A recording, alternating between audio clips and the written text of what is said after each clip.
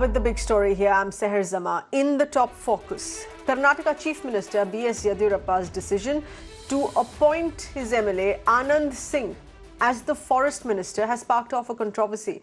This decision raising conflict of interest, especially when Anand Singh has 15 pending cases under the very same Forest Act against him. This came on a day when Yediyurappa, under pressure, reallocated portfolios after some MLAs, which includes Singh, threw tantrums barely a day after they were given their new responsibilities. Singh, who had earlier got the food and civil supplies portfolio, he was later reassigned the other portfolio of his preference, it seems, the State Forest Ministry. Let's get in further inputs. We have with us our correspondent Sreeja getting us those details. Sreeja, take us through inputs on the kind of cases that he faces under the Forest Act. Ironically, a portfolio which he holds now as the Forest Ministry. Well, that's right, Seher. In fact, we are looking at where over 15 cases are still pending as far as Anand Singh goes. Now, remember, over the last 2 to 3 days, we've been seeing especially the dissenting MLAs.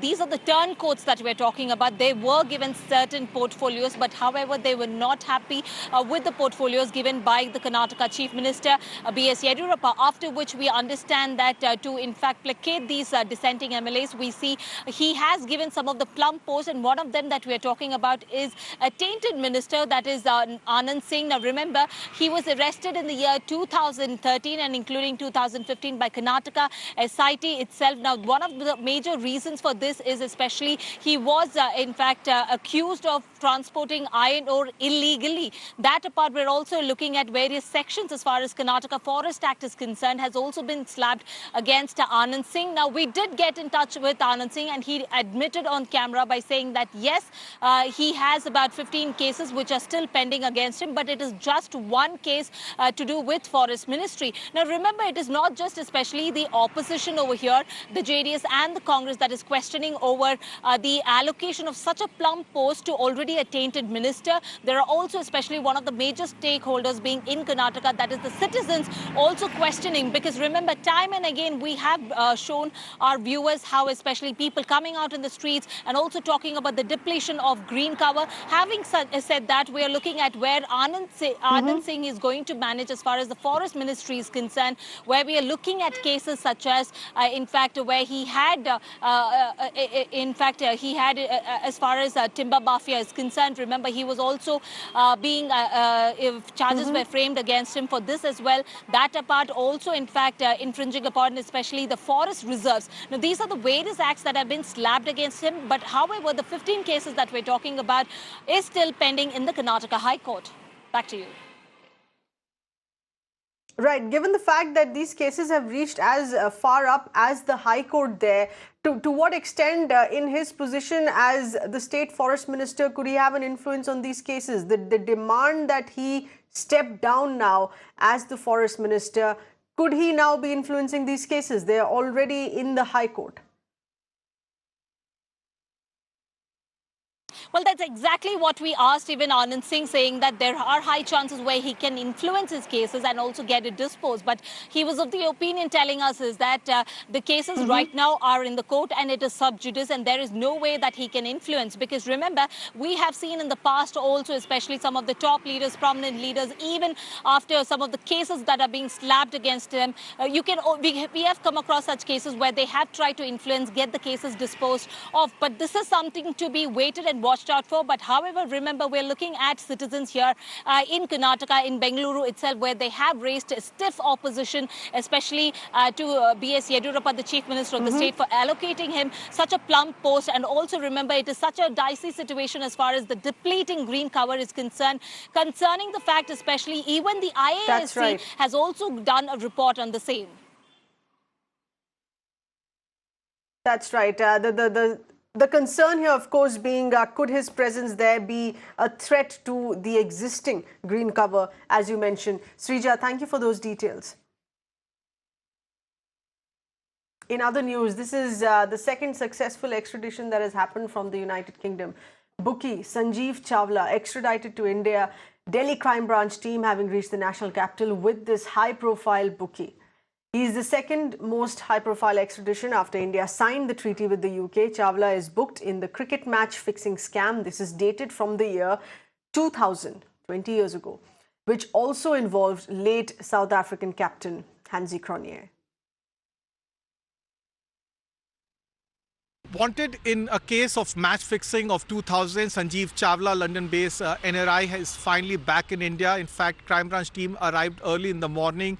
They in fact had boarded an Air India flight from London's Heathrow Airport. Now, for crime branch, it's a big vindication of the investigation that they had carried out in 2000. In fact, the investigation has stood scrutiny not only at the domestic level, where the charge sheet in this case has been filed, but also at various international forums, including the King's Commission that was appointed by South African Cricket Board, also by the UK's Westminster Court, where the extradition proceedings started in 2013.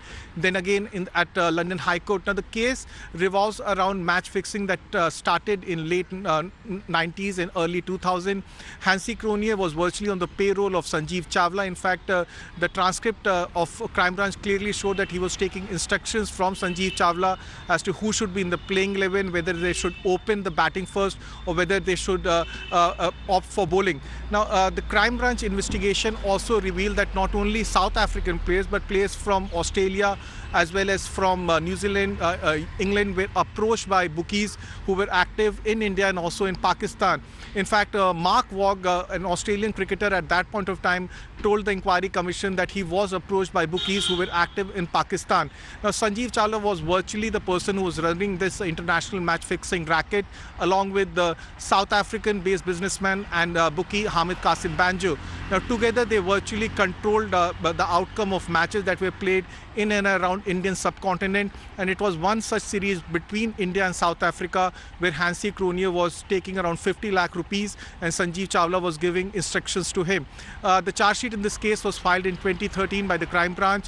Hansie Cronje was named as an accused, but he was put in column 2 because he died in a plane crash. Herschel Gibbs as well as Nicky Boy are witnesses in this case. They have in fact recorded their statement before crime branch, and they said that Hansie Cronje and team meeting told them to fix the outcome of matches. In other news, Chennai Airport, which has witnessed a 50% rise in smuggling cases, driven primarily by a spike in passengers who are caught smuggling in gold and exotic animals. There's been a whopping 355 kg of gold worth 123 crore rupees that is seized from hundreds of passengers at the Chennai Airport, and this is the figure just coming in from last year. So airport authorities here say that passengers were attempting to smuggle in gold, in electrical appliances as well, even in the rectum. Officials say that they have increased vigilance to curb the smuggling activities at the airport. With investigations which are still further on this, in those figures that have piled up of the past 1 year, our correspondent Pramod is getting us further inputs here on this. Pramod, then any indication on why this sudden spike? Well, earlier, the thing is that like back in 2018, the number of such seizures was 654. But right now, the 2019 data is 1,091. And the customs officials, especially the Customs Commissioner, has made it very clear that they are worried about 3 things. The inflow of gold that's being smuggled into India. The second one's about exotic animals. And the most important of the 3 is about the drugs that's being brought into India. So that's the reason Chennai Airport being the 4th important one.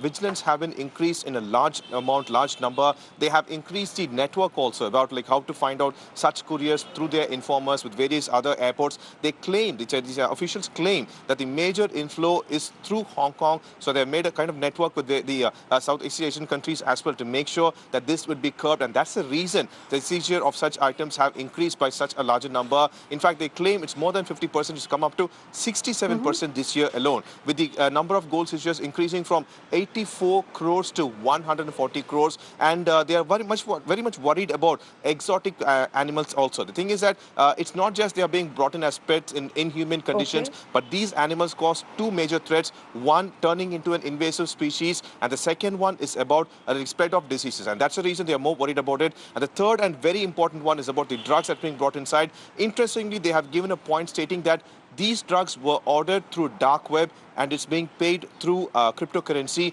which is also being investigated currently. All right, so there's of course a lot more here to unearth in these cases, as you indicate there, Pramod. Thank you for getting us those inputs. Customs Department often sees smuggled goods at the airport. This one actually stunned the officials because of the manner in which currency was concealed. Foreign currencies worth 45 lakh rupees recovered from inside cooked meat, inside peanut shells, inside cookie packets and other edible items as well, kept in the baggage of a passenger at the Delhi International Airport. Passenger, along with the recovered foreign currency, was then handed over to the customs officials.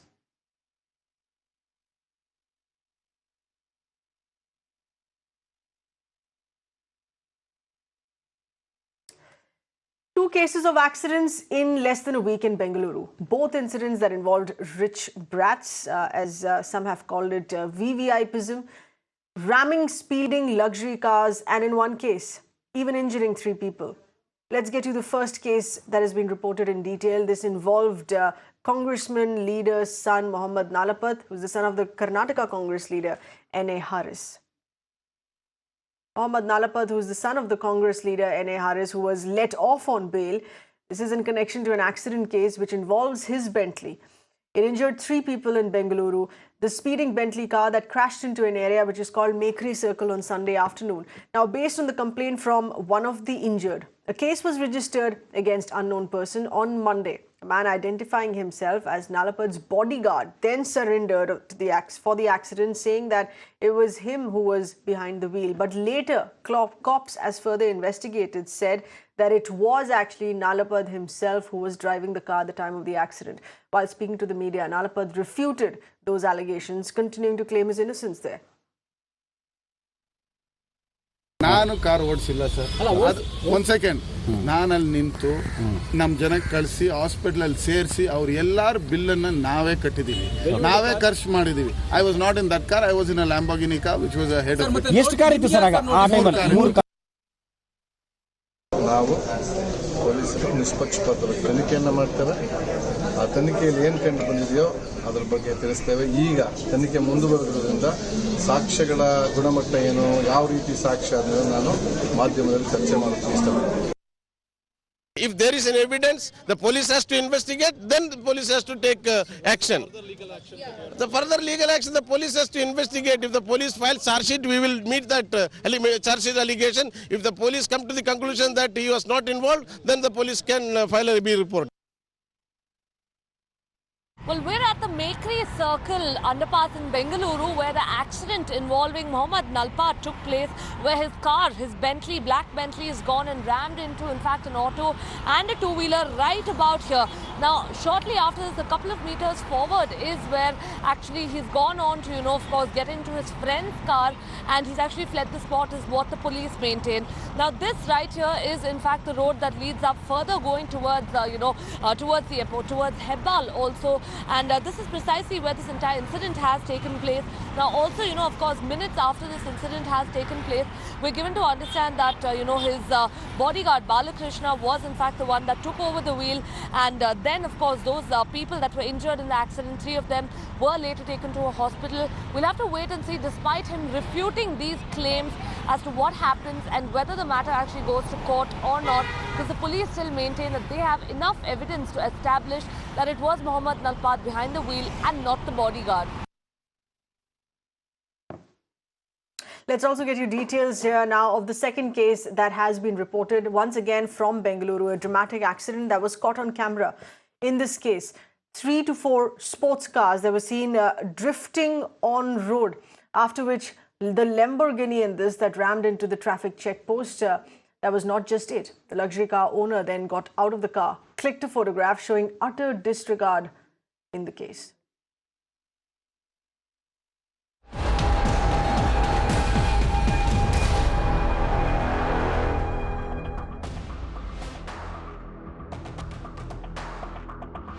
This is breaking inputs coming in regarding coronavirus concerns in India. This one's coming in from Kolkata. 2 more passengers have tested positive. Passengers that landed from Bangkok. Total 6 virus cases now in the country. This is, of course, keeping in mind 3 cases that had tested positive earlier from the state of Kerala. These are 2 more cases now being reported from Kolkata, which in fact have confirmed as positive cases of coronavirus.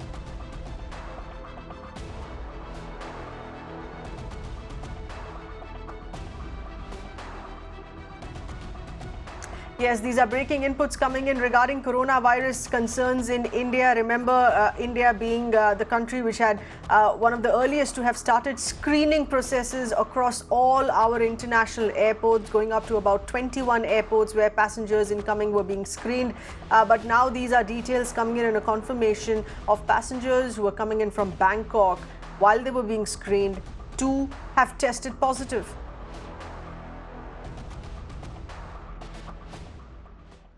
In other news, this is just days ahead of his retirement. Mumbai police top cop Sanjay Barve in an ugly controversy. The contract of digitization of official records of the Mumbai police had been given to a firm called Crisp Q, which turns out to be a company which is owned by Barve's family, his wife and his son. This contract was granted to the firm on the 7th of October last year, 18 days before the Maharashtra state elections, and this was in violation of the Model Code of Conduct. However, the city top cop now says there is no financial gain involved. The firm offered its services voluntarily and free of cost. Project was apparently given to this firm just ahead of the Maharashtra election. So whether or not there's a model code of conduct violation also as well in this case, that's also a question being raised. If we just take a look at what is the controversy. So it's essentially about this firm which is connected to, which is run rather by the Mumbai CP Skin, his wife and his son allegedly involved in running this particular firm. They have got this contract last year to digitize the records of Mumbai police. So they got this contract and it was granted just 18 days ahead of the Maharashtra state elections. So that brings into question the role of the government at that point in time, whether or not there was a violation of the model code of conduct as well as to take this action just ahead of the state elections. Also, this contract was apparently given out without inviting any proposals from other competitive companies, without any proper tendering process. The contract was actually given out to this particular firm. So that also seems to be a violation of procedure which has been followed in this case. Let's also take a look at exactly what this project was about. So this project was to digitize the records of the Mumbai police, and so this was also being done in order to just ahead of the elections, as I mentioned, and the firm proposed that an app called Note Sheet Plus will be introduced which will store all these records. But due to some reason, the project couldn't take off. Primarily, it was technical issues which had in fact been attributed to the fact that the project finally did not work out. And also the most important thing that we are also pointing out is that the project was awarded by the previous BJP government just ahead of elections. So whether or not both aspects have to be looked into. The fact that the Mumbai CP's relatives, a firm run by his relatives, are actually getting this contract, and also the fact that the previous BJP government in Maharashtra awarded the contract just ahead of the state polls. In shocking news, online data of Assam's NRC, which is the National Register of Citizens, showing details of those included, has suddenly disappeared from the official website. These details were made available on the website in October last year. This was as per the order of the Supreme Court. Assam leader of opposition, Debrada Saikia, in fact, has now sent a letter to the Registrar General and the Census Commissioner on this, what he's termed as mysterious disappearance of the data. And an official source at the NRC office, meanwhile, which says that the data was in cloud storage. The service period of the storage, which had expired, was not renewed. So the NRC official now assuring here that a new coordinator who's assumed charge and the renewal process which is underway. Data should be available, should be back online soon enough. As far as my information is concerned, there is some payment issue. Because of that, the service provider has taken off the data, but store or whatever it is there, but it is only regarding some payment issue. I have talked to the NRC coordinator. He said that all data are safe, nothing to worry. This is only relating to some payment issue. We are sorting it out. That's an assurance coming in from the state government of Assam, but the opposition has hit out at the BJP government there regarding this missing data. This is not a technical issue as what they're claiming. They say that this is a deliberate move because the ruling BJP government themselves do not want to accept the lapses in the Assam NRC process. मुझे लगता है ये data गायब होने का पीछे जरूर कुछ राज तो है ही है और इसलिए इस तरीके के डाटा कैसे गायब होते हैं इसके लिए मुझे लगता है बड़े गंभीर रूप से इसको छानबीन करना चाहिए। मुझे लगता है ये कोई सरल बात नहीं है कि टेक्निकली फलाना मैकेनिकली ये सब गायब हो गया, ये मानने के लिए मैं तैयार नहीं हूं। They don't accept that data. They don't accept the NRC data. It will miss on the website. And the only thing is, and the only hope is, I hope this government will be missing in 2024. On that note, it is a wrap on the show, but let's leave you behind these images. This is a rare astronomical phenomenon, a meteorite shower, which was witnessed in a factory premise in Alvar's industrial area. And fortunately, all of this that has been recorded captured on CCTV camera.